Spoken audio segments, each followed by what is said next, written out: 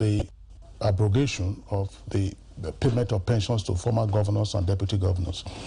In greater detail on page 2 of the Punch newspaper, there are subtitles indicating what the reactions have been to that proposal by the Lagos State government. I read out some of these subtitles. Serap hails Sanwo-Olu's move. Now, Wike, who is governor of Rivers, has not announced such a plan. That's attributed to a Rivers commissioner. Our ex-governors still collecting pensions. This is Edo State. We have no such plan now, but we may copy Lagos, says Gombe. Circumstances determine each state's decision. That's attributed to Bayelsa. Akwa Ibom, not Lagos Annex. Ex-president's pension should be stopped too. That's according to governor's aide. And then you have the last subtitle here. We'll consult stakeholders before taking a decision, says Kano.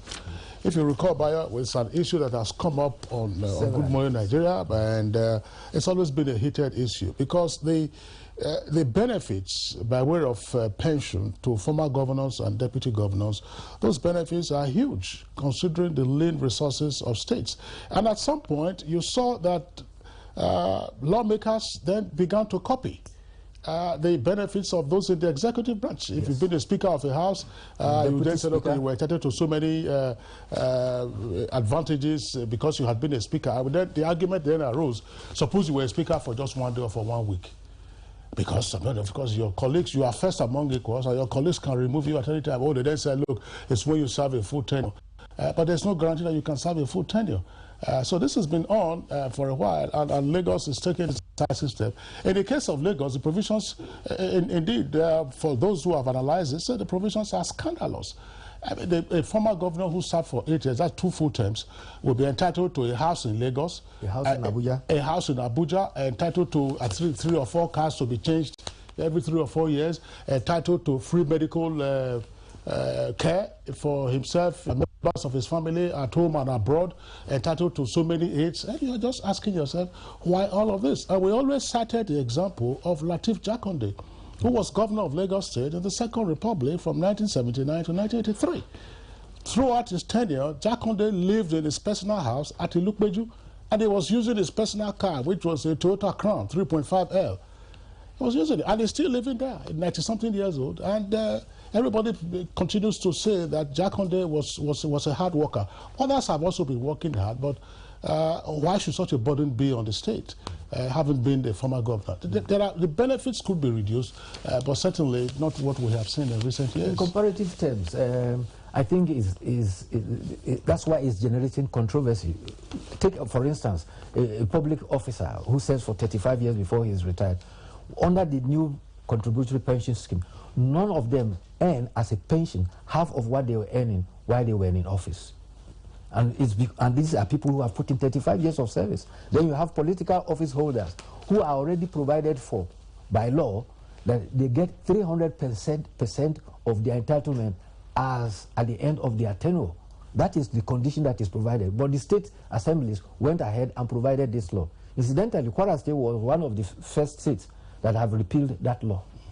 And most worrisome even is the issue of multiple pensions. That's only for the governors and the executive. Yes. There are so many pensions. There are ex-retired generals. There are, retired generals for say. There are some other people that have left other services still collecting these pensions and still either at the National Assembly or House of Assembly and still wanting all this. It is legal to have to draw true emoluments on the federation account or state government's account. So when you are a former governor, you are drawing pension, then you are currently a senator, and then you're also drawing emolument as a senator. I don't know. Yeah, those are the points. And Bayo, you were just talking about the quantum of pensions that are usually earned by officers who said. Why I won't recall whether you and I were on set. We're discussing the issues of police, how to restore their confidence and morale in the light of the havoc that they suffered in the hands of the miscreants and hoodlums who hijacked the NSAS protests.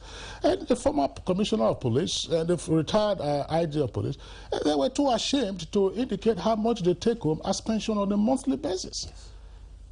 So I think this is an issue. You can say that, oh, how many former governors are there? How many former deputy governors are there? But there is also signaling in some of these things. If you combine the quantum, you ask yourself, what good can this quantum do in the lives of, say, 10 persons, in the lives of, say, 100 persons? And there are thousands of such, really, Absolutely, for sure. It goes for that. Well, let's look at the running story. And when I'm talking about running story, we're talking about the latest from the election from the United States. The Secretary of State for the United States, George Pompeo, has made some critical statements that has thrown some confusion into the ongoing political stalemate. He says that the elections, there will be a recount of the election votes. And he says specifically that he, as a Secretary of State, is in contact with his various colleagues around the world. Various states in the U.S. also have their secretaries of state. Those are the ones who are in charge of the conduct of elections in the states. And the procedure for an automatic recount or a court-ordered recount, those procedures are quite clear. Sometimes when references are made to Florida, yes, there was a delay in getting to know who the ultimate victor in the election was. The matter also then went to the Supreme Court, and by a split decision of 5-4, George W. Bush was named the winner. But the circumstances are not the same. Yeah, I had the privilege of visiting that county where you had a challenge with the hanging charge and the reforms that they had to make to change that. Because it was, how are you going to count the ballots? So be sure, it's like what we have in Nigeria sometimes when you say invalid votes. When you place a thumbprint, yes, which party is it for? So those hanging charts were either on a line or you were not quite sure who to count for, and so on and so forth. In the end, the difference came to 537 votes. 537, not forgetting the role also played by Ralph Nader, who was the third candidate in that presidential election. But this one is different, and we're hoping and seeing how all of this will play out. Well, Madabo. One thing is sure.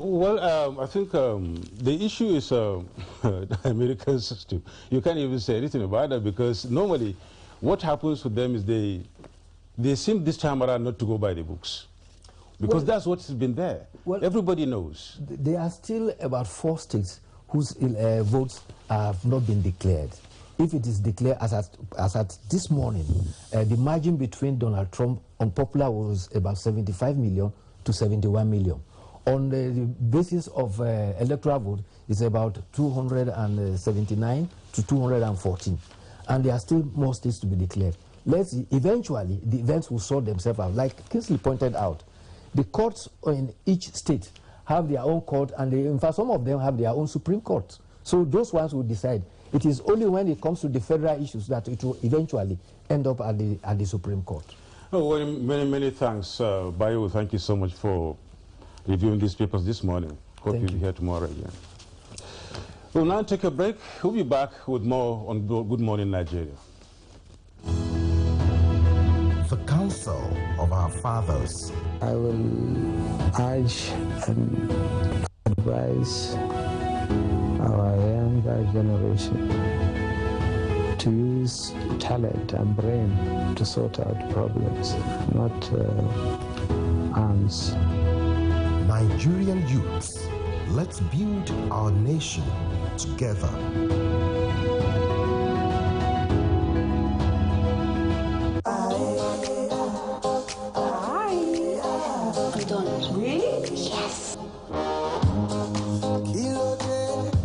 So what we know this finish. I'm like a kilo day. That's also what we know this tire.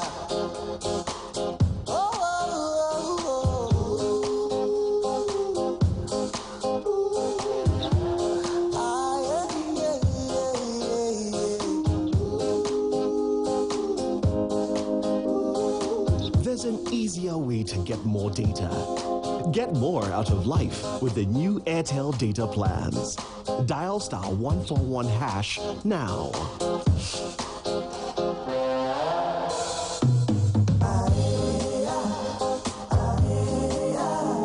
Real people can get hurt. Fake news, don't create it, don't spread it. This is a public service announcement from NTA.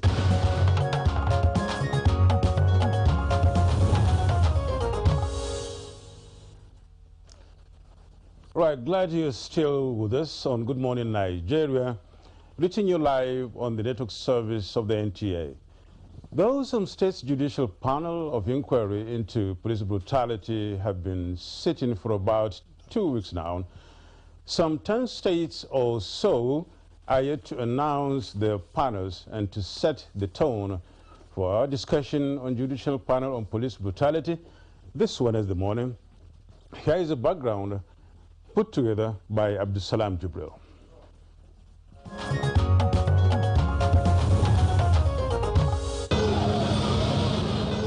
In October this year, 2020, a series of protests gained momentum across the country.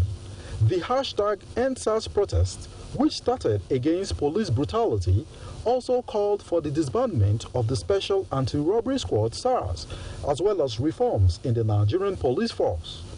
In reaction to the protest, President Muhammadu Buhari instructed the Inspector General of Police to address the concerns of the protesting youths, and this brought about the immediate disbandment of SARS. Meeting the 5-point demands of the protesters, the government made other concessions, including the release of detained EndSARS protesters, psychological evaluation of disbanded SARS officers, and general police reforms, among others. One of the concessions agreed to by the government was the setting up of judicial panels of inquiry by state governments into cases of alleged violation of human rights by SARS and other units of the police. So far, 26 states have set up their judicial panels.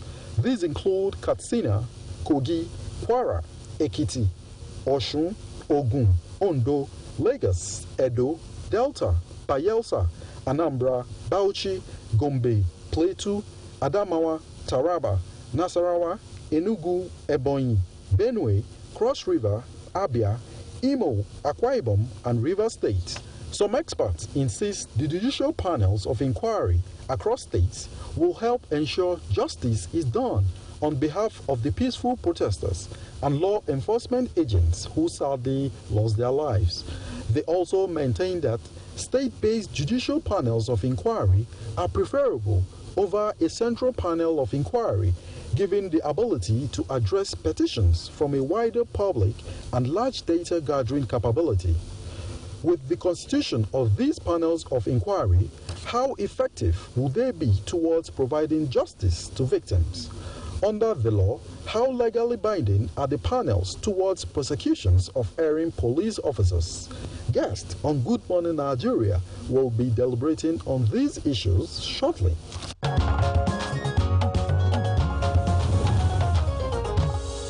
All right, many thanks there for that background. Now to the list of states that you read out as having set up their judicial panels of inquiry. We'll also have to add the panel set up under the auspices of the National Human Rights Commission here in the Federal Capital Territory. But we have guests with us who will be discussing all of these details subsequently. And so let's welcome one more time to our studios Romy Mom, an Honorable Commissioner in charge of human rights at the Police Service Commission. Romy, pleasure to have you again on Good Morning Nigeria. Thank you. I'm glad to be here. Also here with us is Abdul Rahman Yakubu, who is Director, Civil and Political Rights Department of the National Human Rights Commission. Abdul Rahman, delighted to have you again on Good Morning Nigeria. Good morning, Nigerians. Thank you. And also, as usual, we have a regular security expert, Kabiru Adamu, doctor, that is. You're welcome once again. It's good to have you again. The pleasure is mine. Good morning. Thank you so very much.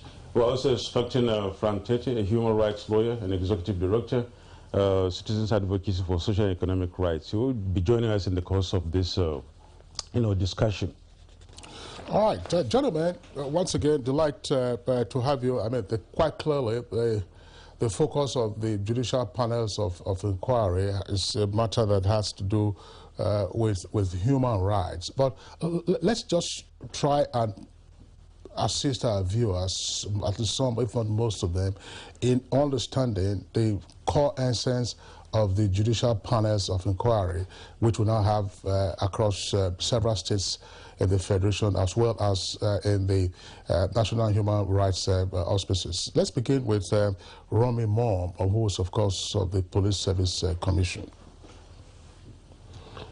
Yeah, thank you. I think the essence or the need for the judicial panels of inquiry across the state is basically to see that the needs and the reasons why we had the protest that just ended meets the aching points as much as possible of why those protests were there to begin with. And so first and foremost is to, if you look at all the TORs of the state's panels that have been set up, three things comes through all of them. One is to identify those officers who can be said to have been culprits in the brutality that went on and all of that, infringement of human rights. And secondly is also to identify those who suffered this, and most importantly, reparations, compensations, and all of that. And basically, if we meet these three objectives across the states to a very large extent, there'll be some sort of closure with regard to what citizens suffer vis-a-vis SARS. But of course, some states have gone beyond SARS. If you look at some other state TORs, they're talking about police brutality in general. They're not restricting it to SARS as some states have done it.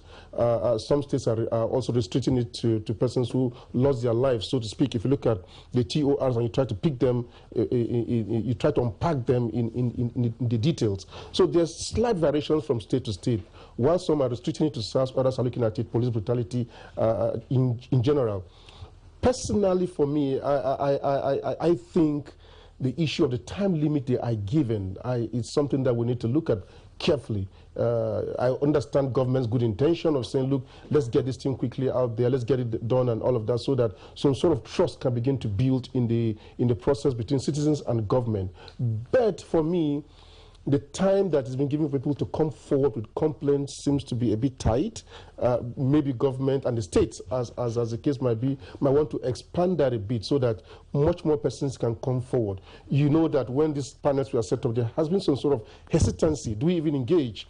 How do we know government is sincere, given what people have experienced in the past? So beautiful for me. I think it's the essence is wonderful, the objective is good, and we pray that we eventually come to that level where aspirations of citizens and governments come to fruition.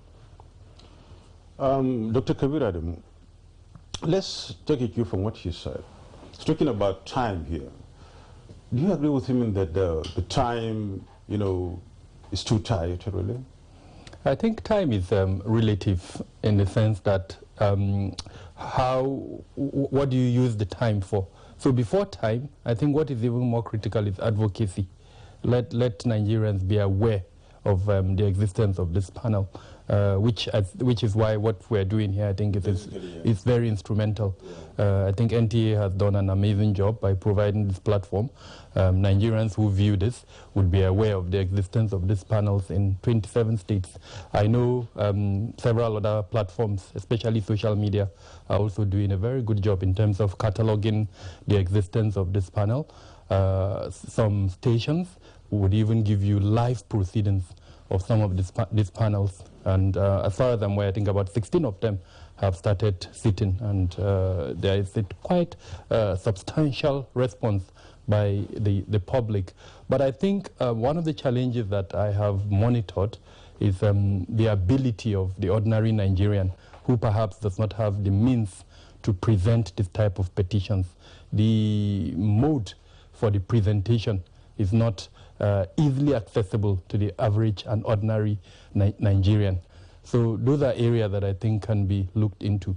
But beyond that, I think the federal government needs to be commended, and I would like to take a cue by the visiting the Secretary General of the UN, on the Secretary General of the UN, Deputy Secretary General of the UN, when she mentioned that Nigeria is one of the few countries in the world that has responded speedily to the requirements of protesters. One of their requirements is to set up an independent body to investigate brutality and allegations against the police. And the federal government, through a National Executive Council meeting, immediately directed states to set up these panels. And we've seen 26 states and the federal capital responding by setting up this panel. So quite commendable. Okay, thanks, Dr. Kabir. Let's bring in Abdul Rahman Yakubu. Rami has been talking about the TOR of the various panels. Of course, that refers to the terms of reference. For that, under the auspices of the National Human Rights Commission, what's unique and what are the goals? Thank you very much. The National Human Rights Commission, as we know, is the government agency that has the responsibility to monitor, promote, and protect human rights. And so in accordance with that, the National Human Rights Commission has set up its own special independent investigative panel to investigate allegations of human rights violations by the defunct SARS, but not only the defunct SARS, as well as all other units of police in the country. And one of the uniqueness of the Human Rights Commission panel is that it has the mandate to receive complaints across the country, even though state governments have set up their own judicial commissions of inquiry. But some Nigerians still believe that they will get quick and maybe what they feel a prompt reprieve with respect to complaints. So that panel has been receiving complaints from across the country. Even sometimes the Secretariat will advise them that they should channel their complaints to the state judicial commissions of inquiry, but they will say that they prefer the special investigative panel of the National Human Rights Commission, and they have the option to either send their petition to the state or to send to the National Human Rights Commission. So the National Human Rights Commission has a mandate to investigate these complaints across the country, even though majority of the complaints so far received by the Human Rights Commission panel come from the North Central states, including the Federal Capital Territory.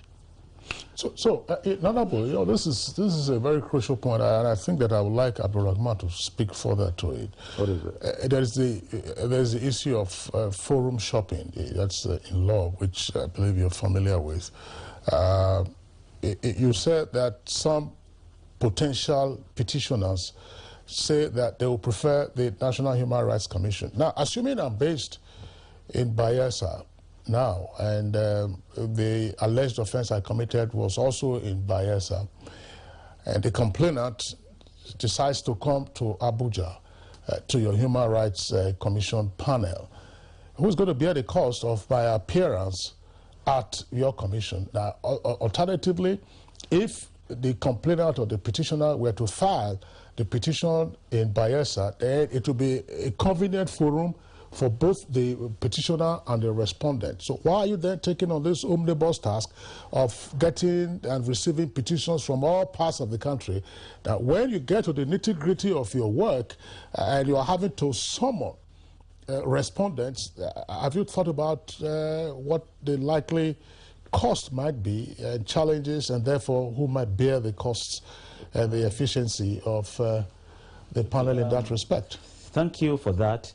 The thing is that we have states that have set up judicial commissions of inquiry, and petitioners, majority of them have been filing petitions in their respective states.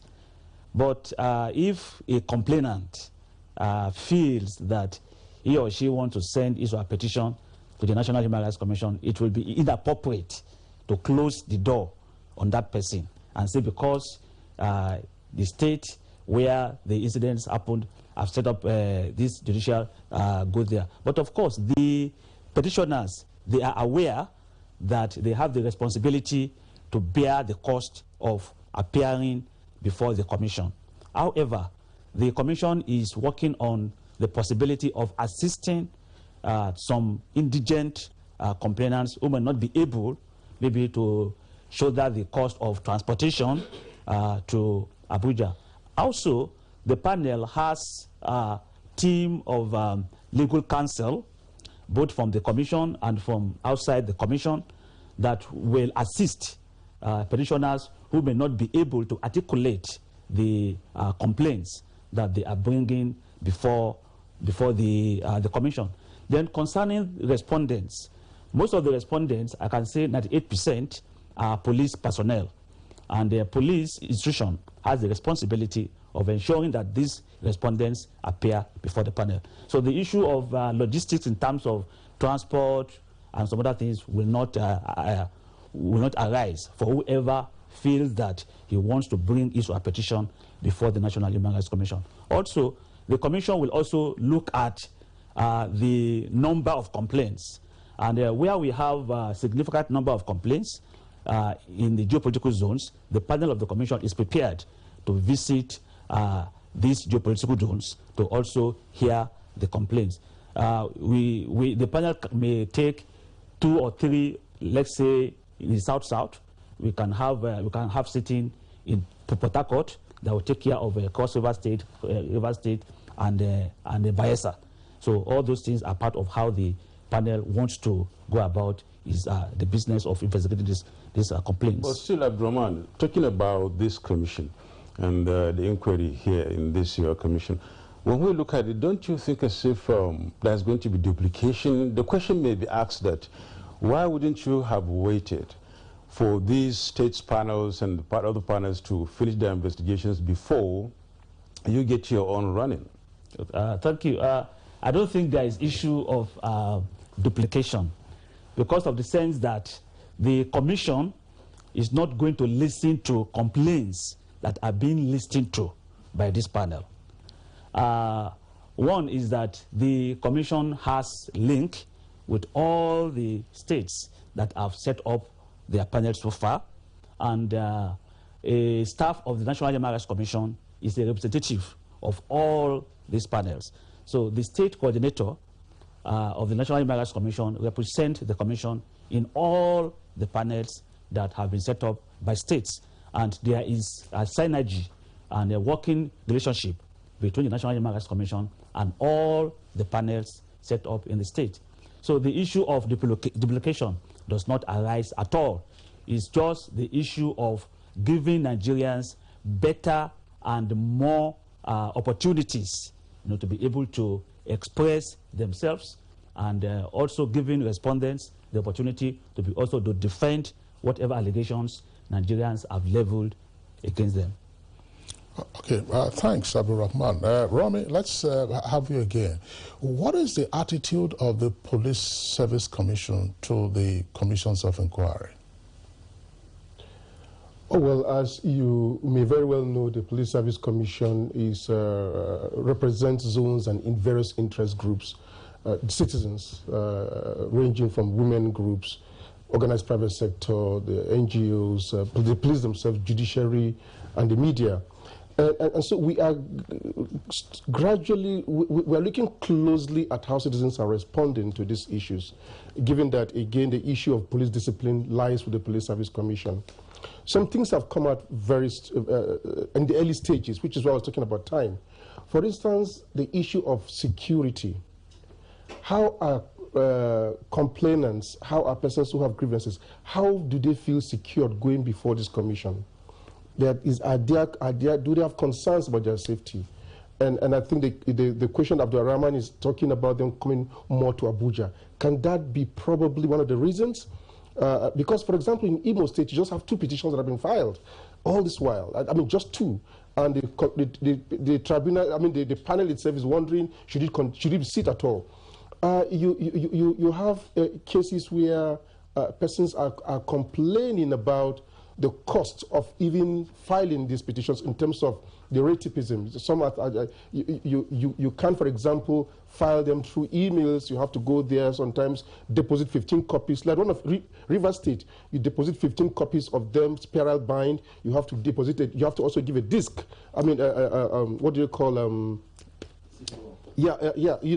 So all these things makes it very difficult for citizens to approach, and we are hoping that if the issue is discipline of police officers, the commission will want to see the whole thing come through very clearly in terms of the fact that citizens are given the space, free access in every sense of the word to approach the panels, put forward their concerns in a manner that at the end of the day, officers who have been identified will be, sanctioned in appropriate terms by the Police Service Commission. So for us, what we are looking at closely is the access for citizens, groups across the entire geopolitical zones to approach this commission in a manner that should not be hindered in any way. Let's take care of their security. Let's make this as accessible as possible. Let's make it in a manner that people are confident and all of that. Remember, trust is really, really very important. And at the end of it all, let even the officers who have been accused, let it be that it's not witch hunt. Let it be that they are truly culpable, as the case might be. Because the tragedy will be again in maybe going against an officer who is, not culpable, but we want to do it because there's tension, persons want to see someone being held accountable, and all of that. And that's why we want to see all these things not rushed. Let us take it, in a manner that, at the end of it all, justice will be served, both ends. All right. Thank you, Romy. We earlier indicated that we'll be joined by another guest. Is with us now. Frank Cherty has been on Good Morning Nigeria a couple of times. He's a human rights lawyer and also executive director of the Citizens Advocacy for Social and Economic Rights. Frank, delight to have you with us on the program. And so let's have your first salvo with regard to the essence, in your view, and potential value of the various judicial panels of inquiry that have been set up to investigate allegations of brutality by members of the now disbanded SARS, as well as bring justice to victims of such police brutality. All right, thank you very much. You see, we can never have too many panels. The human rights community greets the setting up of these panels, and particularly by the National Human Rights Commission, with so much excitement, and consider this as a serious and welcome development. It is not only about citizens' access. It's about the facts. It's about, changing the narrative that we live in a climate of impunity. People must know that one way or the other, whatever they do that is a form of infraction against the law as law enforcement officers, will come out. It doesn't matter how difficult it is for victims, even the ones that have died. They will eventually get justice one way or the other. So what we have seen in the setting up of this panel is a resonance of heightened hope. It's not as if the National Human Rights Commission has not been doing this, listening to all of those who have been able to approach it. But when you give it this kind of national outlook and give it this kind of free access and making it devoid of unusual difficulties and technicalities that are associated with matters that are criminal in nature, that are form of infractions against the law, it's a welcome development. I've been part of the panel here in Abuja as an external counsel, and you cannot deny those facts that are being presented in the panel. No matter how much you want to raise issues with regards to multiplicity or the propriety of setting up this panel in terms of going into the nitty-gritty of the legality, you cannot take away the fact that citizens now have free access to express grievances against members of the disbanded Special Anti-Robbery Squad. Don't also forget that some members of the police force particularly have before now thought that they are untouchables, and that nothing can happen, that is in quote, with regards to whatever they have done. Even the big names who have earned a very positive reputation. But we are beginning to see that with the setting up of these panels, truth is coming out, and there is a very strong indication that the president will act. I'm happy that the president and the Police Service Commission is taking a positive stance, but this is about giving a copious report to the president for him to act, and we expect that something very definite will come out from these panels. And still hanging on you, Frank Cherty. Now, you've been part of this panel, as you said. And earlier on, Dr. Kabir Adam raised the issue of enlightenment and sensitization and advocacy about the public.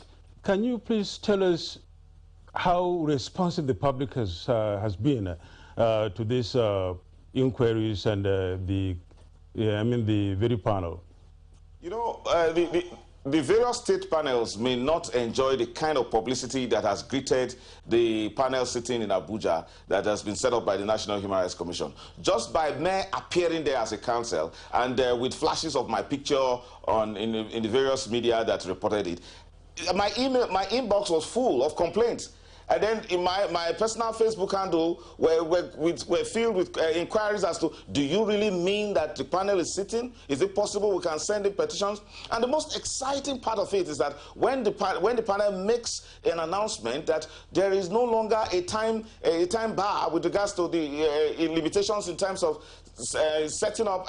presenting complaints to the panel. So, you see, the response to it has been overwhelming. You know, I must tell you this, that the psyche in the citizenry is that, well, nothing will happen, so what's the point complaining in the first place? But now when they see that effort is being made by the National Human Rights Commission to set up a panel that is all-encompassing in terms of spreading its membership across the various strata in the society. You have a very young man there. You have women and academics and lawyers.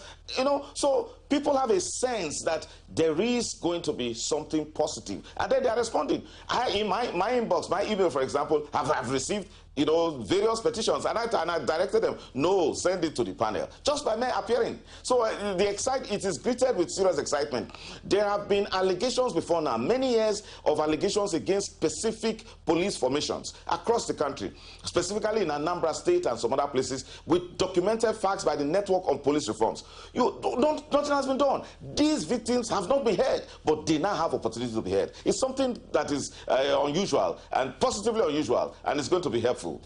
Okay, I just want to say, that's a point that Frank made earlier, and we have to tie that up with what Romy said in his last submission. Frank, you've given us the perspective of the petitioners who have so far appeared or are appearing before the commission. So it's their side of the story that we are hearing.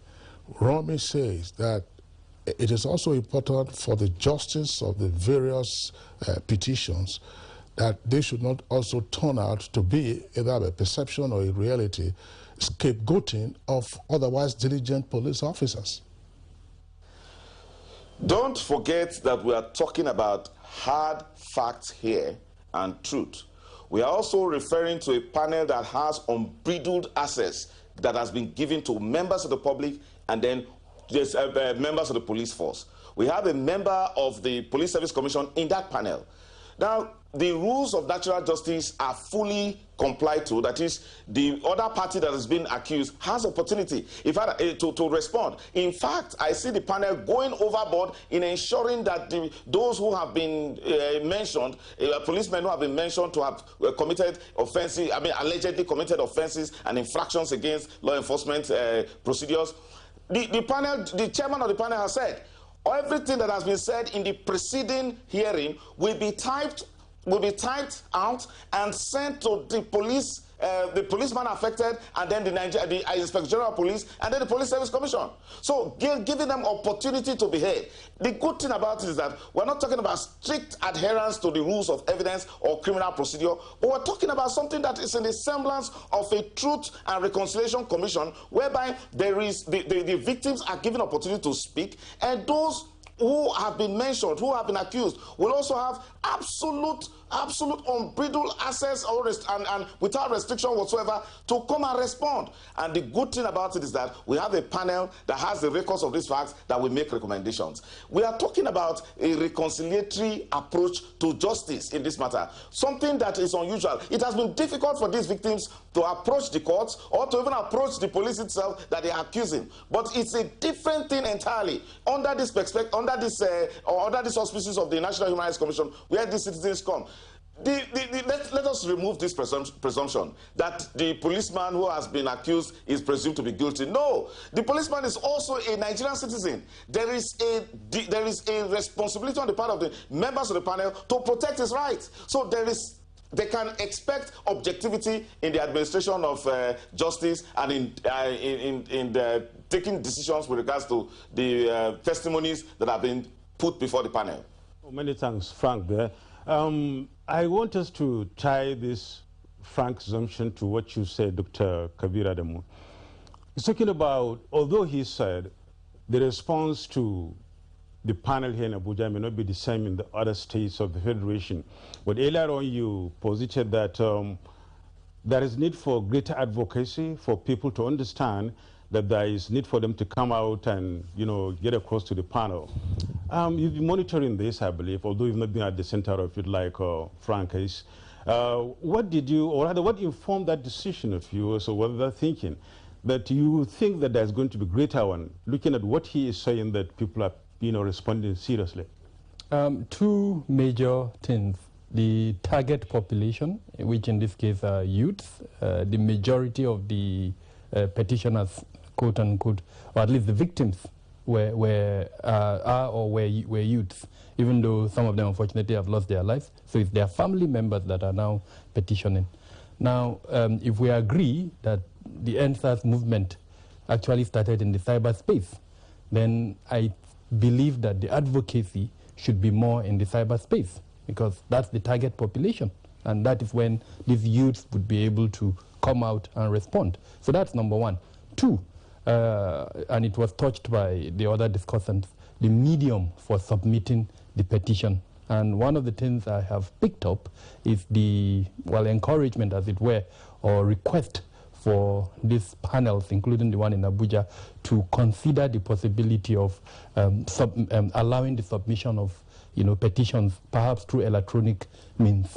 I'm not a lawyer, I don't know what the consequences would be, but this is what I'm hearing from people who are looking into this, and that would also expand the, you know, the number of petitions.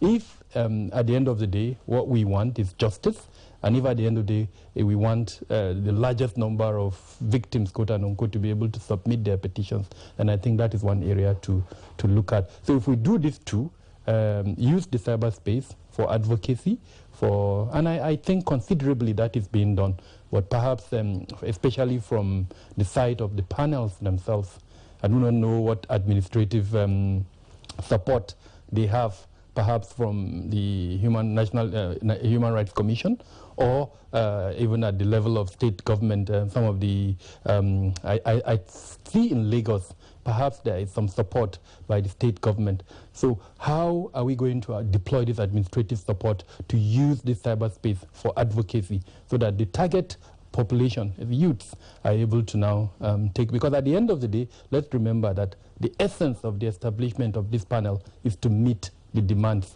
by the NSAS, that particular demand. And I think these two things would go a long way towards helping that essence.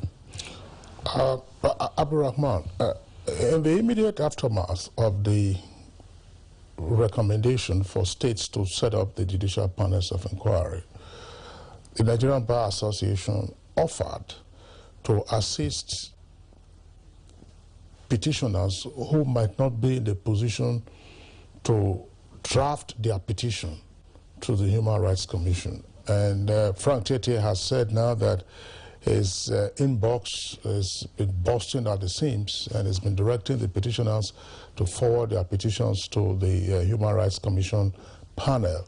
What has been the experience with the panel? Have you found NBA members who are assisting petitioners, or you find petitioners who are getting discouraged because they are unable to reduce their grievances into a readable and presentable format, since we're not really talking about reforms now, how you draft a writ and so on and so forth? Thank you very much. Let me touch on some few things before I come to that. With respect to the issue of fair trial, we know that a fair hearing is a constitutional right, and it's also one of what we call non-derogable human rights. Under no circumstance can fair trial be restricted. Therefore, any respondent must and has the opportunity to appear before these panels and defend himself or herself. So now what the commission panel has done is to have issued hearing notices to all the police formations, including the police officers that have been alleged to have violated human rights. And the panel in Abuja is just sitting. And in subsequent sittings, the police personnel will have the opportunity to listen to the petitioners and to also respond. Then on the issue of time, even though when the Abuja panel issued call for memoranda, it gives 2 weeks within which petitioners are to submit their petitions. But as we are talking now, so the panel is still receiving petitions, and it will continue to receive petitions up till the time that is going to conclude its sittings. Then for states, I think that there is need to appeal to state panels to make appearance before them to be very, very easy, to enable petitioners to be able to bring out their petitions. As for the Abuja panel, the rules are very, very liberal. And there is a team of legal experts that will further reduce those complaints into a manner in which it will be easily be well articulated. And as I said, they are also counsel to also assist petitioners that may not be in a position to have his or her own personal legal representation.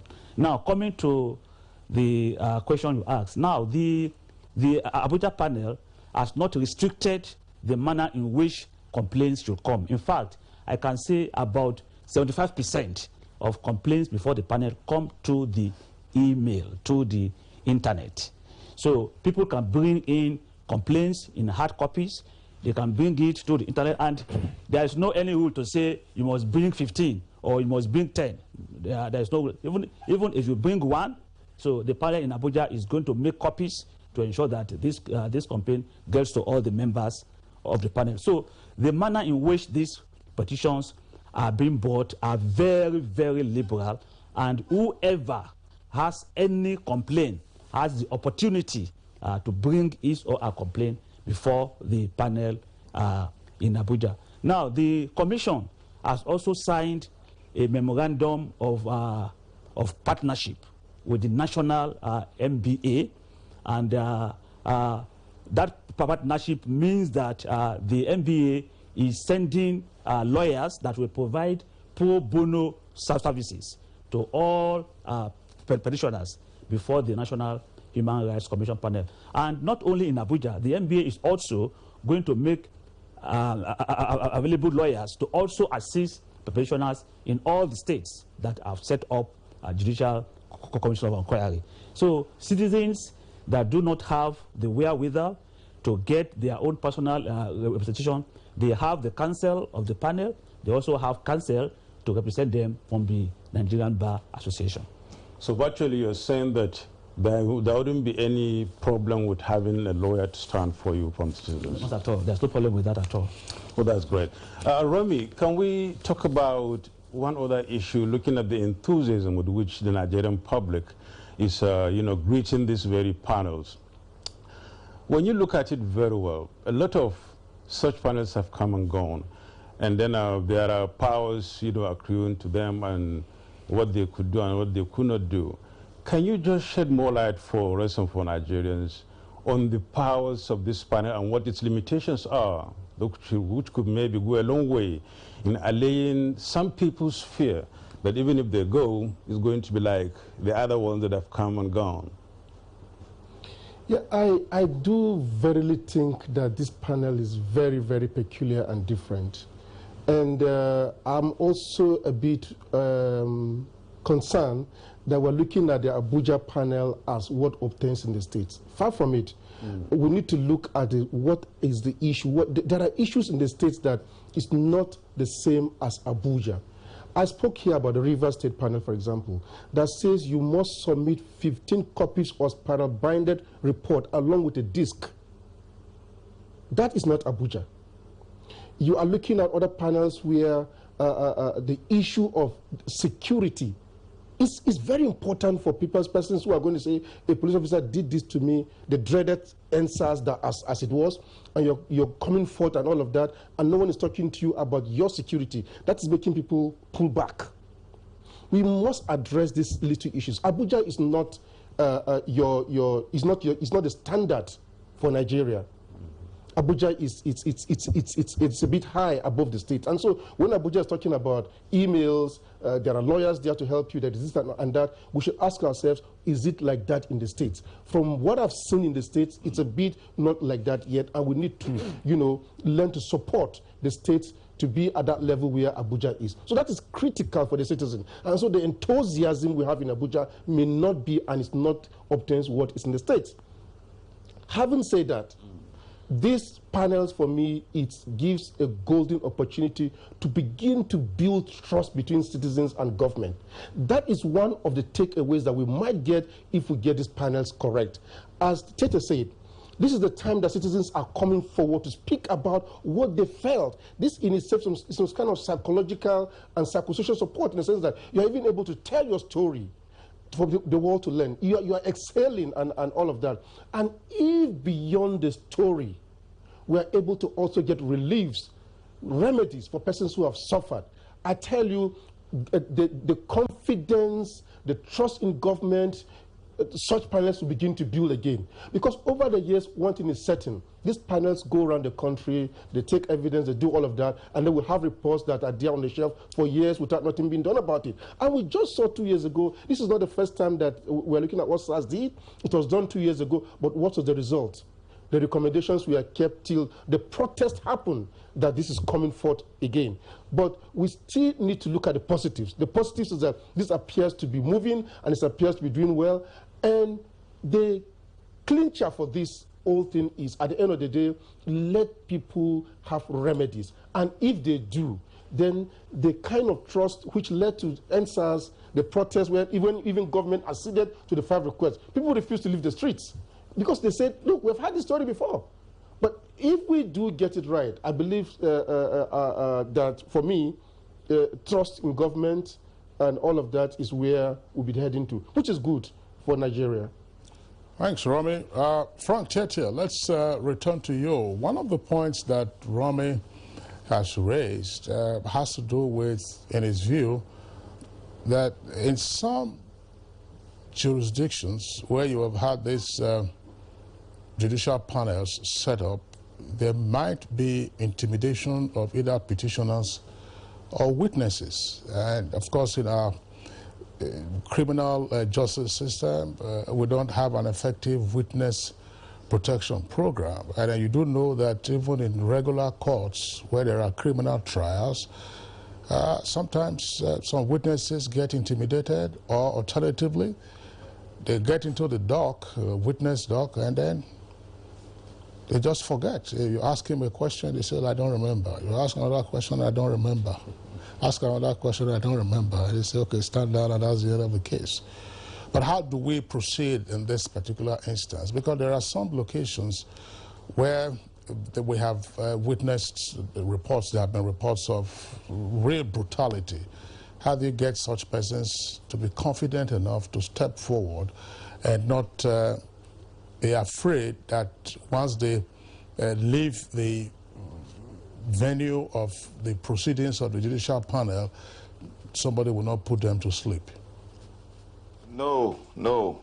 That is not the kind of justice that we are envisaging in our country.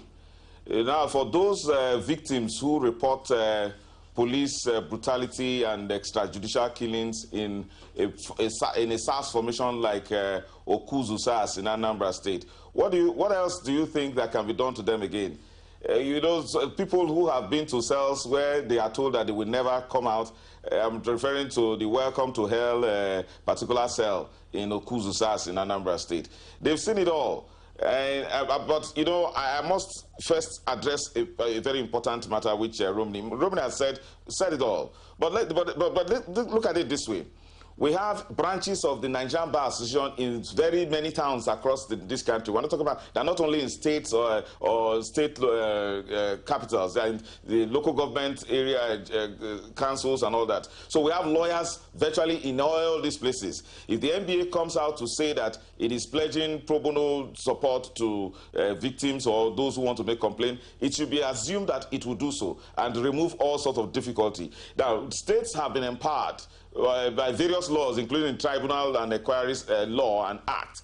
You know, so it is, the setting up of this panel have been localized so that states setting up panels for their own people. It's expected that they wouldn't make it difficult for them. Why should Abuja be less, you know, difficult than any other state? It shouldn't be. We would expect that state panels should even be, you know, less cumbersome in terms of procedure. But with regards to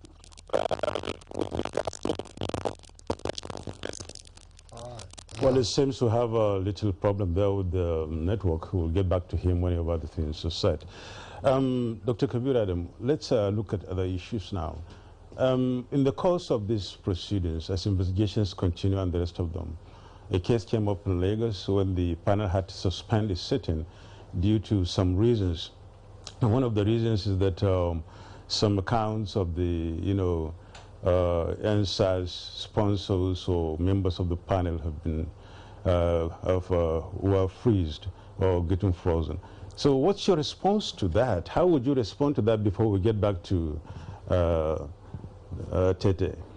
In all of our discussions, we have been talking about justice and then building confidence. And I think this particular matter affected the confidence of at least 2 members of the Lagos panel who were representative of the NSAS, the youths. And they felt well, as it were, intimidated, and so recused themselves from the panel. And because the quorum, the panel could not meet the quorum, they decided not to sit. So I think that is one area that government needs to also look at critically. If a forum has been provided for meeting the demands of the NSAS protesters, and then this type of action is ongoing. As a security risk management expert, I see the importance of investigation. It's one of the tools of, you know, security work. You have to investigate. But then how do you balance that investigation with the feelings of and perception of natural justice and fairness? If a member of a panel that you have recognized is feeling intimidated, then I think it brings to question the issues that we have raised around protection for the petitioners. And I think so it's absolutely important that the whole of government, I do not think, and I say this with all sense of responsibility, that it was an intentional move by government. I do not think so. Naturally, an investigation is ongoing, and certain persons' names have come up as possibly involved in perhaps supporting or inciting the type of violence that we saw. Now, the investigation that went on included a demand by one arm of government for the freezing of the accounts of this suspects, quote and unquote. Now, did that arm of government consider the consequences of that action that would lead to what happened in Lagos? Maybe not. So I think the whole of government, and this brings us to the question of coordination, where the whole of government needs to perhaps sit down sometimes and consider the consequences. In certain climes in the world, what they do is they sit down in rooms and then brainstorm. You know, you bring your idea, I bring mine, we brainstorm, we do scenario A, B, C, D, up to E of the consequences of certain action. Then, and that is where intelligence comes in. How, if you do action A, what are the likely ripple effects of this action? So everybody comes with his idea. DSS would come with theirs, customs, name them, would all come with theirs, and then you now reach a conclusion. So I think perhaps this is the time for us to bring back that aspect of coordination in our national security architecture, where we now discuss consequences of some of this action. We have a golden opportunity to come out of this, you know, cleaner and even better, so that we become a model for other parts of the world, just like the UN has mentioned to us, has given us that. So this is, I think we need to look critically at that point, consider the consequence of some certain actions, and then more importantly, and to emphasize the point made by Romney and NTA2, protection for especially petitioners and the panel members themselves, irrespective of where they come from. Some of them are representatives of youth. Some of them are, most of them actually, the chairpersons are retired, you know, judicial officers. So protection is absolutely important for all of them. Dr. Kabir, thanks. We've re-established the link to our studios where Frank Cherty is with us. Frank, I'm sure you heard what Dr. Kabiru said in response to the issue of intimidation of petitioners or witnesses and the reported freezing of the accounts of some members of the NSAS protesters who were also sitting on the panels in Lagos. Loop your answers around all of these issues and the point that Romeo was talking about earlier, that petitioners or witnesses should feel free, safe and secure to either appear before the panels or indeed to participate in the proceedings. You know, interestingly, you need to appreciate the freedom that citizens have, not only with regards to access, but in participating in the actual proceedings of the panel. You know, the last hearing in the High Court, High Court 19 in Abuja, when the particular lady was giving her testimony, more than half of the entire hall was actually moved to tears. People were crying, were shedding tears because of the measure of empathy that was associated with the story being given by the young lady.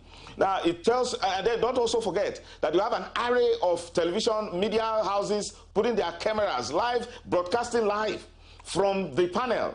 Now that alone has some measure of security attached to it. It means that, you know, there becomes a burden on the law enforcement agents, particularly the one that has been accused, to ensure that nothing happens to that person.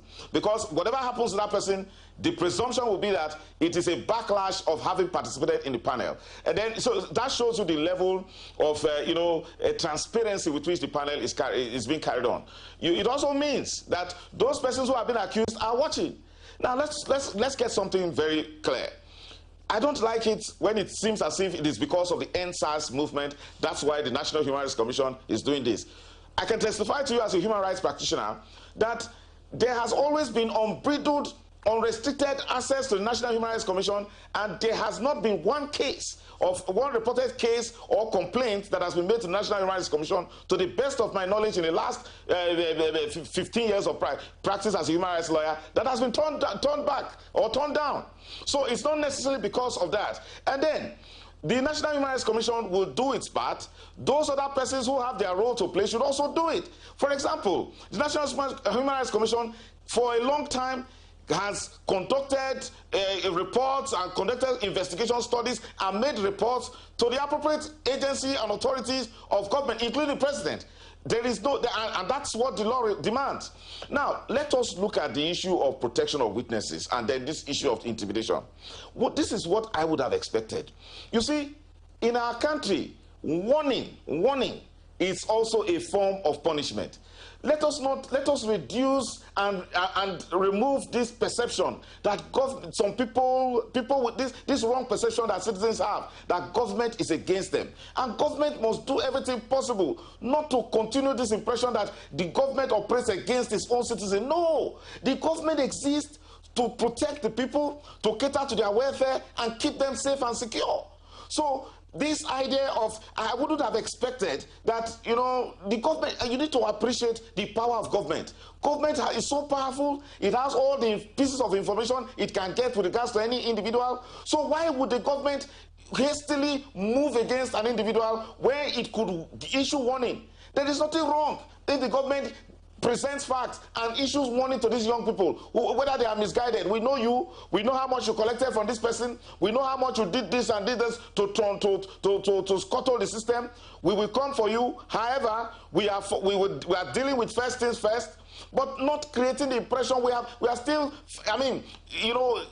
fanning the embers of the NSAS, the protest. We have not yet recovered. Why do you not create the impression that you are moving against? It's not necessary. At this time, what we need to do is to face the most important things. We need police reforms, as the president has said. We're working on that. We need to create systems, just like National Human Rights Commission has done, in terms of creating this platform where citizens can express themselves, and then we move in a coordinated manner. But this idea of freezing accounts is counterproductive.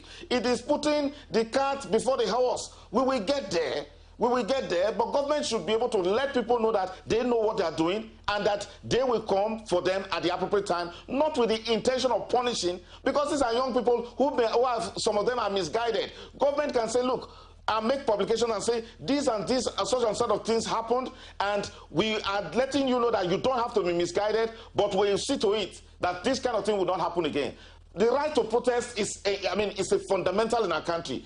There is no way you can carry on a protest without some form of receiving donations or the other. But the point is that to what extent, to what goal? Is it to subvert the Nigerian system? Is it to threaten the president? Is it to cause disorder? If that is the purpose, then the law will have its course. But if it is to put people together, coordinate it, ensure security, ensure welfare, so that they can ventilate their grievances to government, there is nothing wrong with that. That shouldn't come at this time. Okay, thank you, Frank. Really, it's all about, restoring confidence in the police and the government, of course, and of course talking about repairing injured minds and injured wounds and injured sensibilities and intentions. Also talk about the panel, which is really doing all this towards having Nigeria becoming a better place for the police and for the people that are being policed. We shall now take a break. When we come back, we'll continue the discussion on Good Morning Nigeria and talking about the panels of inquiry. Stay with us. The counsel of our fathers. I believe we have fought one civil war too many in this country. So those who experienced it will run away from it. Nigerian youths, let's build our nation together.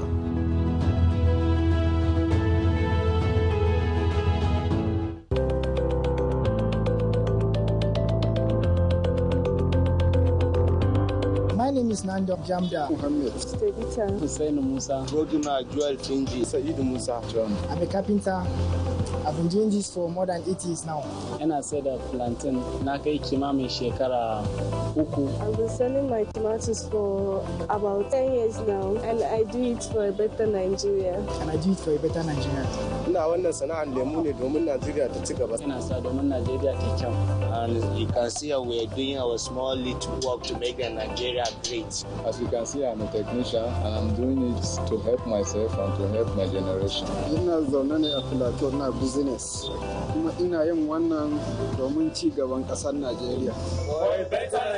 This message is from the National Orientation Agency.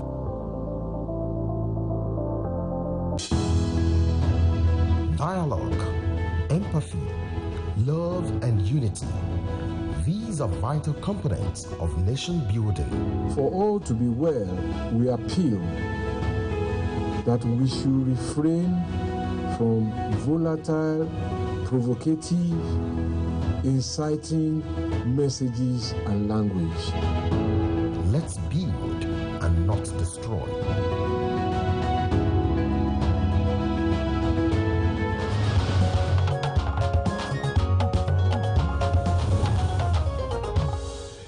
All right, you're welcome back. It's still Good Morning Nigeria, and we're live on the network service of the Nigerian Television Authority. All our four guests are still with us, and we appreciate the tweets that have come in. Nadabo and I will quickly go through those tweets so that the ideas therein could form part of the conversation. Dele Jack Solomon tweets, federal government has to implement such resolutions as will be reached by the various judicial panels of inquiry being set up.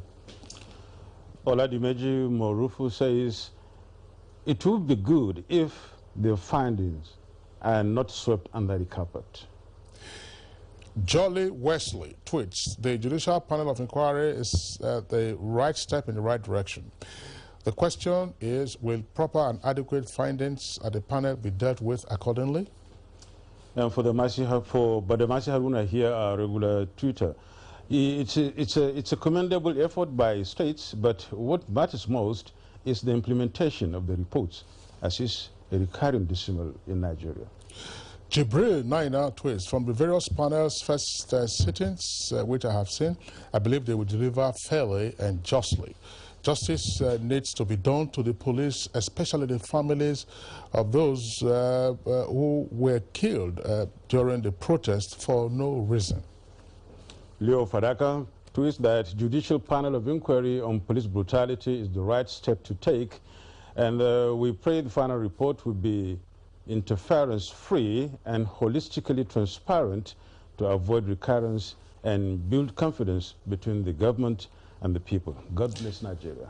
Sylvester O.N., that's the Twitter handle. Emphasis is right now on the judicial panel on police brutality, and no one is emphasizing or seeing to the welfare package of policemen, that to be sure that the welfare packages will be implemented, forgetting that it's a necessity if good policing is expected of them. Let's get this clear. The judicial panel of inquiry is not the same panel or organ or committee that is working on police welfare. The government is also dealing with that. Yes, let's be clear about that. Yes. Mutana Farouk tweets that the judiciary panels of inquiry on police brutality, I mean he's referring to judicial panels, that is, should be just and neutral in their investigative proceedings and judgments. However, we should try to encourage the police to do their job. We shouldn't demoralize the good job of the police because of a few bad eggs among them. Raji Afiz Abidemi says this is a good move. That's a very short one there. And Festus Hakim Boyewa says President Buhari is sincere in asking states to set up judicial panels to investigate police brutality. The judicial panels must therefore hold the police to account and government must not shield anyone indicted by the panels. Law Alpha say it's a good move to set up the panel. Actually, there are panels, but it would be better and justifiable to make the panels independent and adopt their recommendations. Now, this is the question I'm going to ask Abdul Rahman, to make the panels independent and adopt their recommendations. A priori, you cannot be saying adopt their recommendations. Now, let's just walk us through what we should expect. We know that there are different commissions of inquiry, each of them set up under different laws. And as Romy indicated, they have their TOR, which is terms of reference, which will guide ultimately the handling of their recommendations. But what would we expect if we were to use the Human Rights Commission committee, if you like, or panel rather, as a model and say, look, after they finish their sittings, what would follow? Okay, thank you. What we should expect, we should be able to have identity of police personnel based on the findings of these panels that may have violated the human rights of citizens. Then I think we should be able to establish what type of human rights violations have occurred by these police operatives, and we should be seeing appropriate compensation, maybe in terms of monetary compensation, maybe in terms of apology, and things like that.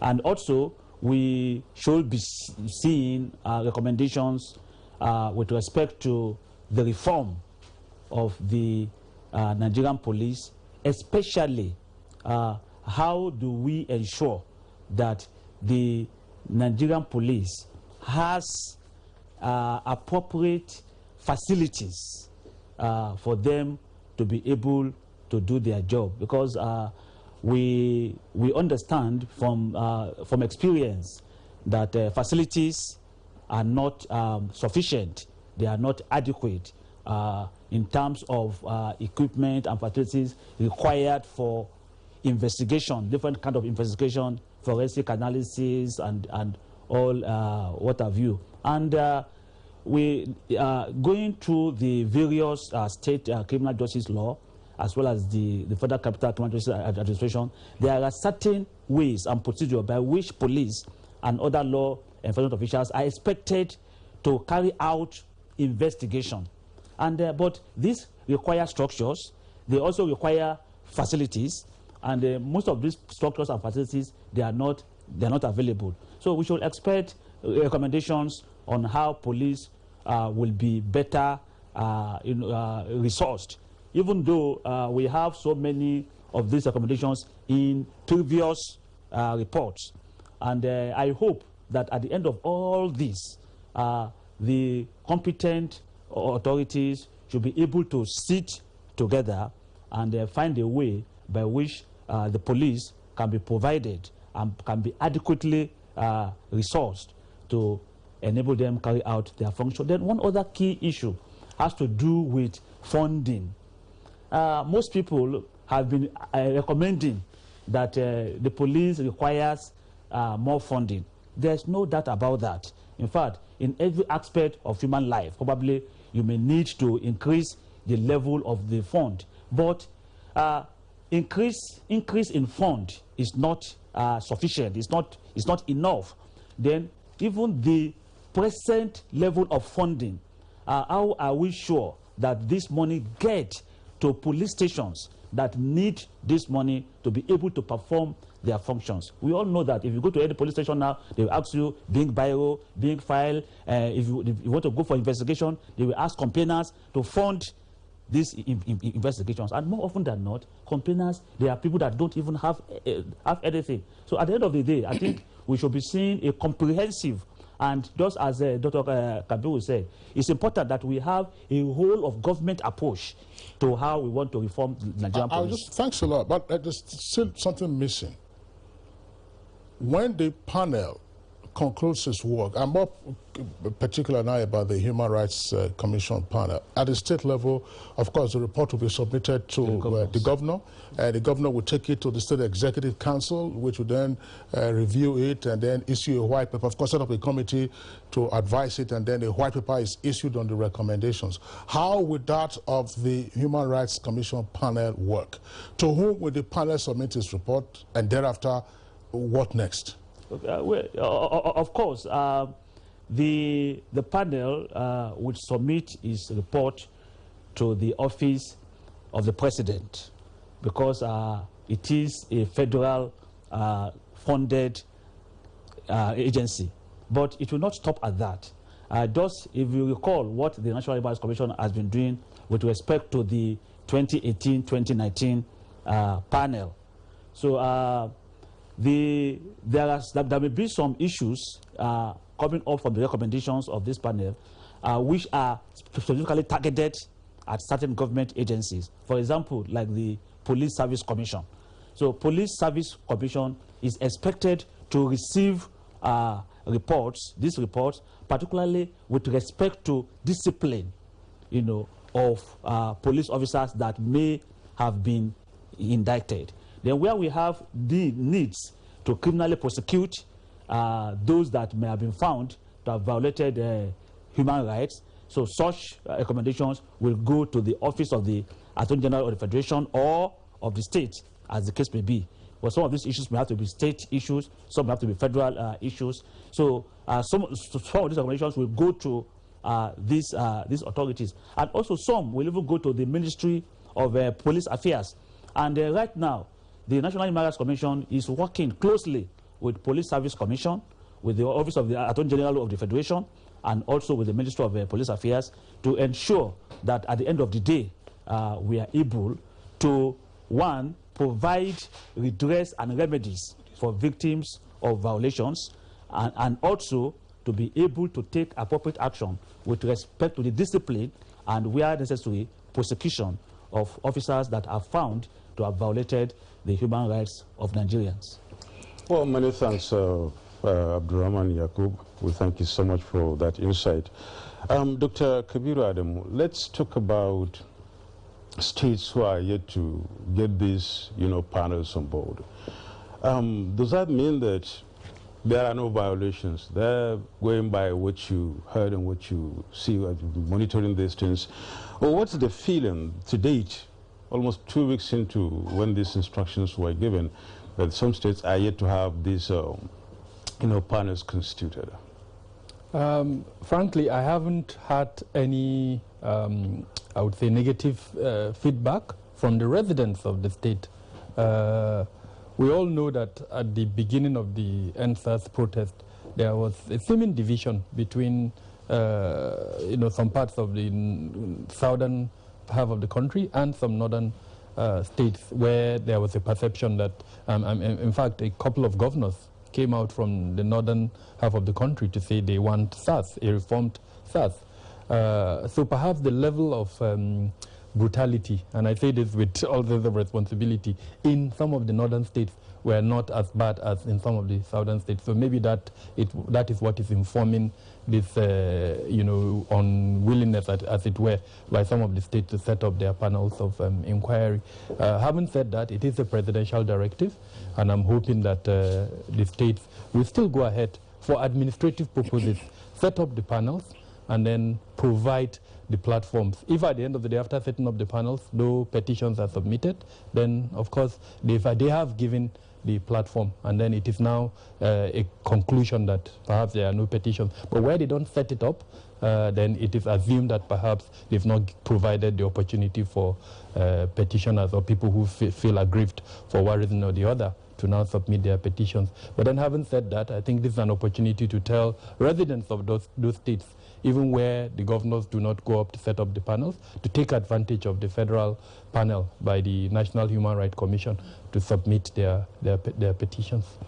All right, thanks, Kabir. Now let's return to Frank Cherty. Frank, well, I've read some comments trying to draw an analogy between the judicial panels of inquiry being set up now and the Oputa panel, which was equivalent of a Truth and Reconciliation Commission.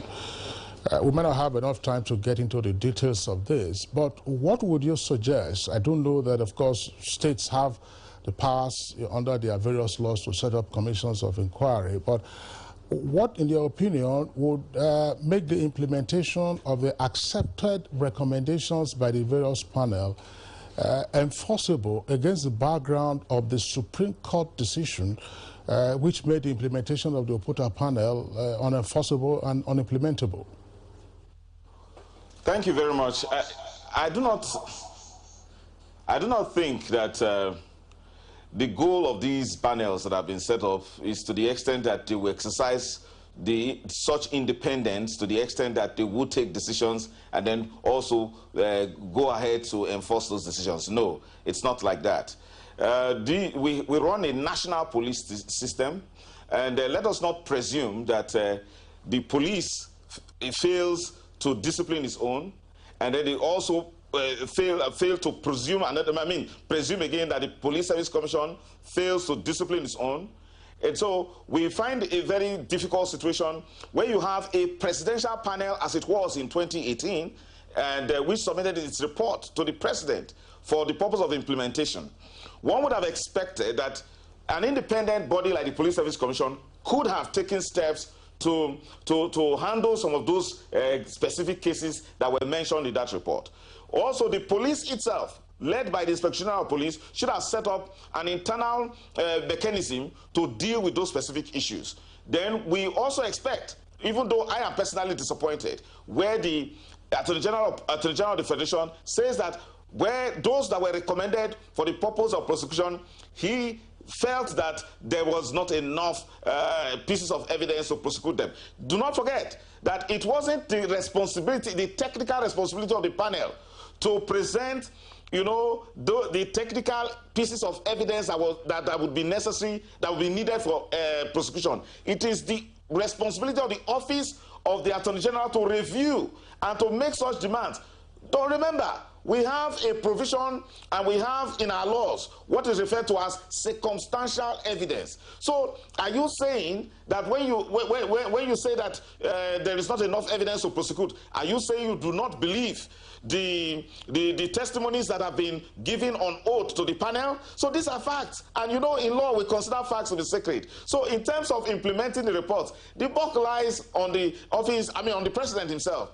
The president, it took too long for our own thinking that it took between the time the president they received the report on the panel he set up and the time the NSAS protest started. It was too long. But even though the president was very swift in directing that directing the Attorney General and the Inspector General of Police to ensure that the recommendations of that report, we don't have enough evidence. No. That is defeatist. All right, Frank, thanks a lot. Frank, I just, Notable, since we was talking about enforcement and implementation and the roles of relevant agencies or authorities, Romy, the Police Service Commission here is very important. I asked the question earlier, what is the attitude of the Police Service Commission to all of this? Your response is that it's a healthy one, it's supportive and all that. But at the end of the day, the Police Service Commission is the employer of the cops, other than the Inspector General of Police, you know, who has his office at the pleasure of the President. And the point is, what to do with the recommendations? Would you await further directives? I mean, the Federal Civil Service Commission wouldn't await further directives on the President to act on any disciplinary matter, for instance. We know that this is a system-wide issue, but what should we envisage the Police Service Commission to do? Because, in a sense, these are extraordinary times, and these are also extraordinary circumstances leading to the establishment of the various panels and the reports and recommendations that they might toss up. Absolutely so. I think your question is dead on the mark. What is the primary responsibility of the Police Service Commission is to employ, to appoint, to promote and discipline police officers in the country, except the Inspector General of Police. So yes, it falls squarely on the plate of the Police Service Commission. And this is where I would want to do some bit of advocacy on behalf of the Commission. Yesterday, for example, we are at the National Parliament, that is the National Assembly, to defend the budget of the Police Service Commission. One thing kept on coming very, very clear, and that is the issue of the reach of the Commission. The Commission is principally here in Abuja.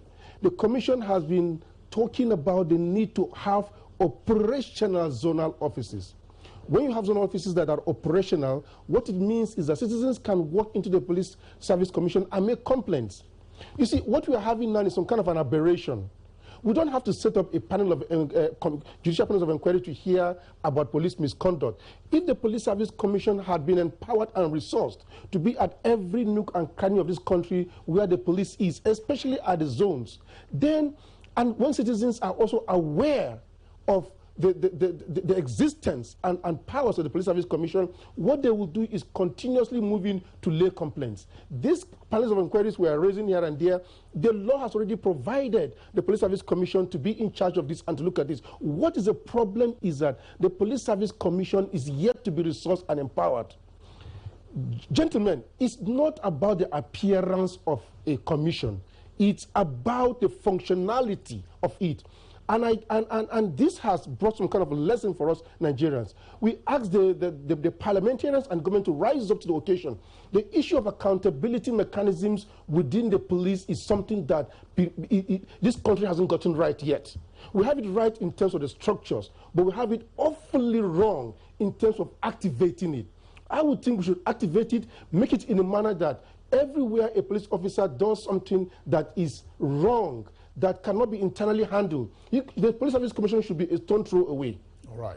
And as long as that is not there yet, we'll keep on battling with this, and I hope we don't come back to this conversation again. We have a fantastic opportunity, like I said, we had a National Assembly yesterday, and I'll continue the advocacy here that the National Assembly should rise up to the task and resource the Police Service Commission so that we do not have these issues come up again. The constitutional body has already been done. Rami, thanks a lot. Your points are noted.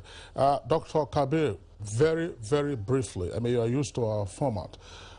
On one of your appearances, you said succinctly that the NSAS protests was a show of displeasure at the misconduct of some officers, but that we need the police institution, regardless of the displeasure shown against the misconduct of some of the officers. On that occasion, we were discussing the morale of the police officers. How do we obviate a situation where the proceedings at the judicial panels of inquiry do not further dampen the enthusiasm or morale of otherwise hard-working cops on the beat? In simple terms, provide a platform either to tweak the terms of reference of the panels themselves to accommodate the 22 officers that were killed, or to have an independent body, perhaps somewhere, somehow, to listen to the complaints of those 22 officers that were killed. Thank you so much, Kabiru Ademu, security expert. You've been part of us always. I don't know whether you're going to you know, we may issue an ID card anyway. That's a good one. Thank you so much for being part of this program this morning. My pleasure. Romy Mahom, it's a pleasure. He's a honorable commissioner that is of human rights at the Police Service Commission. It's a pleasure being with us. So thank you so much for coming to Good Morning Nigeria today. Thank you very much for having me. Abraham Yakubu, Director, Civil and Political Rights Department, National Human Rights Commission. We thank you so much for being part of this program this morning. Thank you. It's a pleasure. So also a big thank you goes to Frank Tete there. Frank Tete is a human rights lawyer and executive director, Students Advocacy for Social and Economic Rights. We thank you so much, Frank. Thank you. My pleasure. A very big thank you, too, for you out there for being part of this package this morning. We hope you're going to keep the date with us tomorrow. And we come your way with another topic and a set of guests. I am Yusuf Darabosman. And I'm Kingsley Osadolord. We'll have a nice day.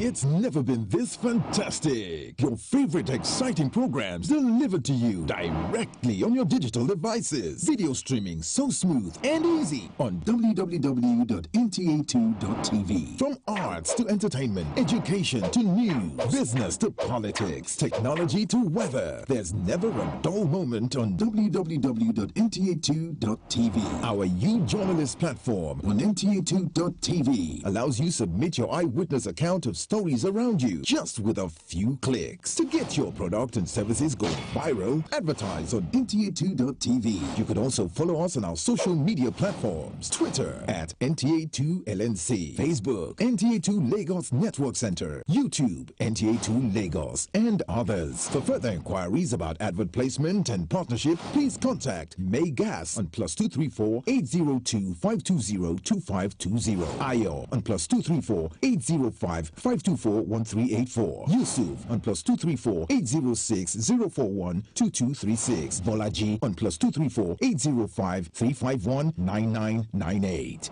NTA2 Lagos, your reach out station.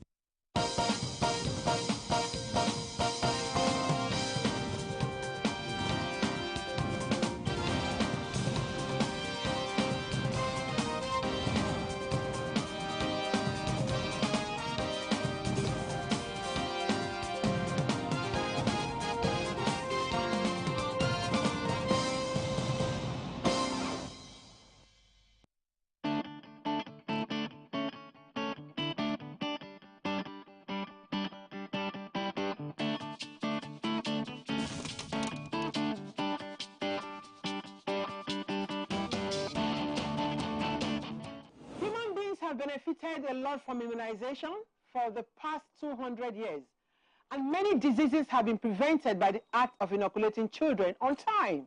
Remember that word, on time. It is not just inoculating children, but as at when necessary. Today, let's explore the science of immunization while talking to an expert in that field.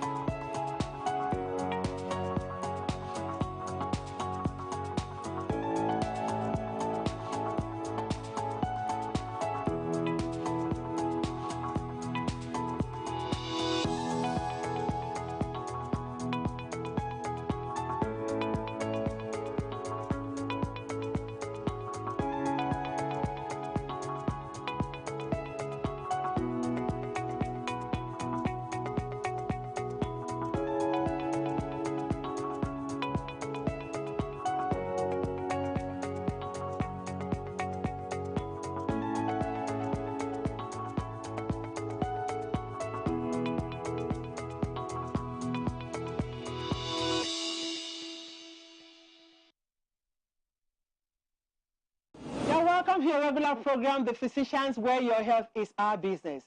My name is Dr. Martina Agbere, and with me is Dr. Memuna Yusuf Kadri. Welcome on board.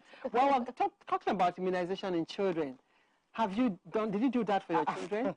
Immunization. It's remaining for government to say if you have not done immunization, then you should be shortchanged on certain benefits. So yes, immunization is very key. Myself, then of course for the children, it's essential, very, very essential. If you look at how they used to do it in the past, years back, and now, do you think mothers at that time took it more serious than now? If I say that, truly, like for me, I'm 40 plus, right? And I know how my mom was very particular. In fact, my entire household, as I grew seeing my younger ones, they took it so serious. But I think what is changing right now is the awareness. I think the parents were more like the government ensuring things are being done and that communal living. But right now, science changing, mothers now more aware, they read more, the Google is there. And I think those are kind of the slight differences because mothers or parents are more busy now than before.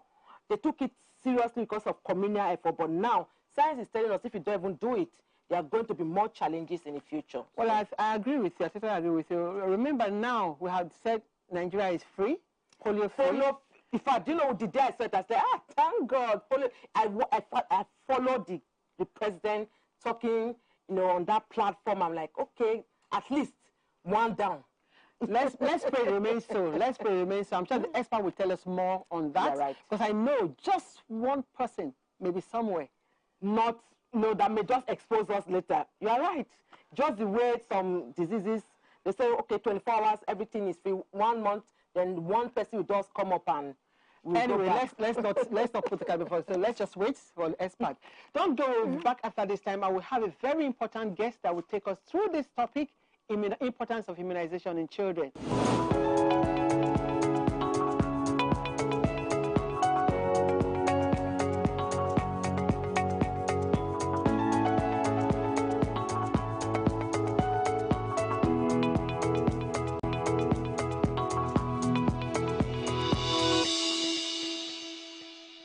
Suicide is a leading cause of death all over the world. Nigeria is not an exception. It's unfortunate that what we used to think is a Brodian thing has now come to meet us. People are dying in trenches. Resilience are being lost. And that is why WHO have said that in every 40 seconds, someone dies by suicide. The Physician is a program that is specially put in place to give you this great information. It's to enlighten our mind, for us to understand that emotional illness and physical illness cannot be treated at peace. It is important for us to know that life is already short. Why then cut it shorter by committing suicide? There is no problem that cannot be solved. And that is why I will always encourage us to be more resilient, to always be more hopeful, and always know that suicide is not the option. Continue to watch the Physicians as they give you more and more information on health and healthy living. You're welcome to the program. Today we have a very important guest, Dr. Alero Roberts. She's a renowned public health physician. She's on top of her game. There's nothing you want to talk about in public health that she will not give you the right answer. She's just there. Welcome to the program again, Dr. Alero Roberts. Nice having you here again. Thank you very much for having me again. Welcome on board our awesome Dr. Alero Roberts, the frontliner. When you talk about frontliner, she is there. Age is not a limit. You're welcome on board. That's very kind of you.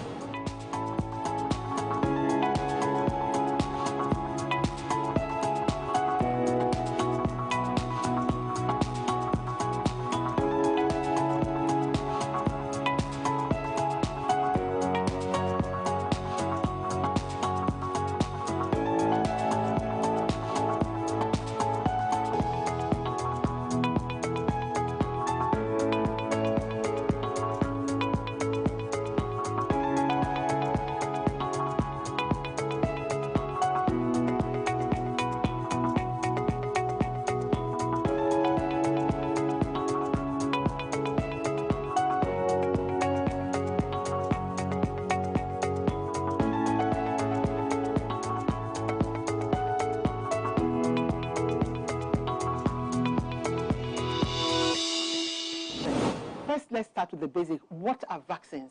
Vaccines are those lovely little things, whether they're given in the mouth or given by a tiny injection, that provoke an immune response in the body.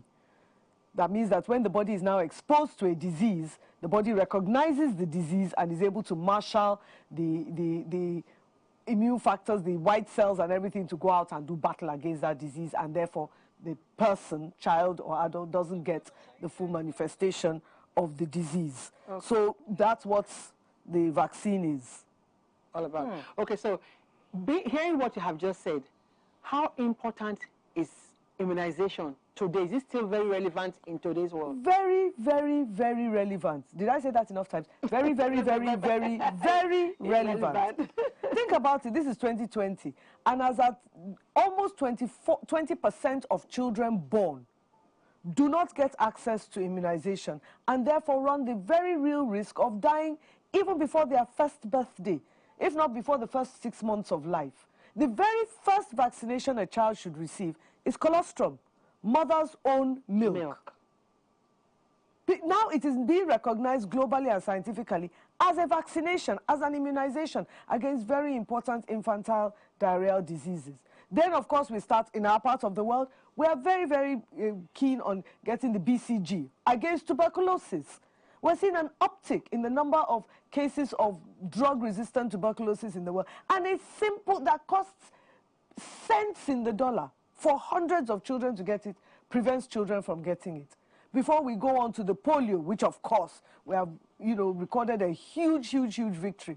But like I said earlier, we're one child away from seeing another polio case. One child. And it could be that we just haven't seen the child. Then we're talking about the diphtheria. Then we're talking about the tetanus. Yeah. How can we still be talking about neonatal tetanus?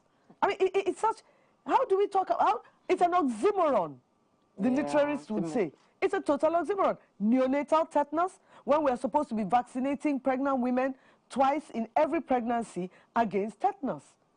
So it means they're not taking. It means we're not getting them. Before we even talk about the pertussis, the whooping cough. Exactly. Then we've got the Haemophilus influenza, measles, mumps, rubella, all of which cause devastating, life-changing illness.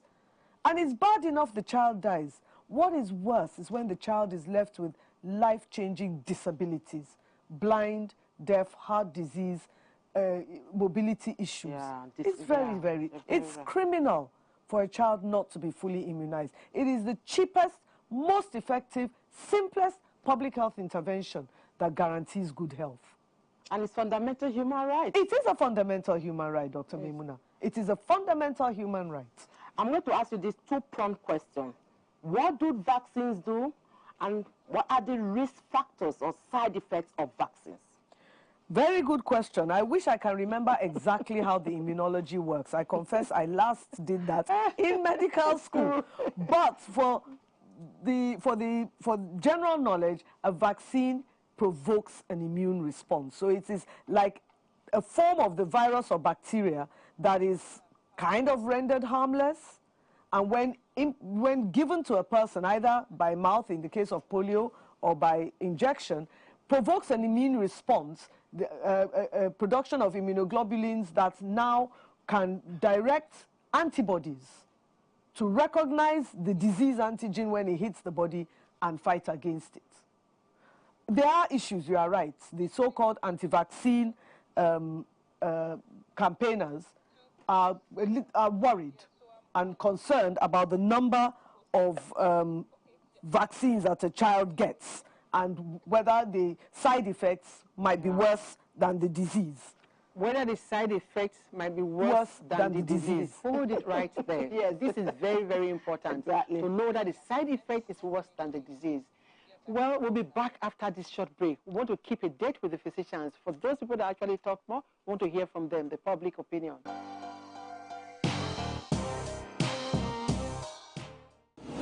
So much as we said on our topic today, immunization. Now it's your turn. Welcome to this segment of the physicians.